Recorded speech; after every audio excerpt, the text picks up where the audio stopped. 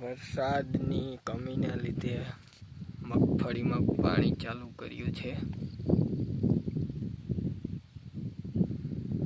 નહીંતર મગફળીનો વિકાસ અટકી જાય.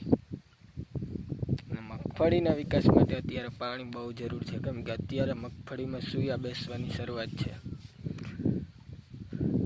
વરસાદ ખેંચાણો છે, કોઈ વરસાદની કંઈ અણસાર દેખાતી નથી.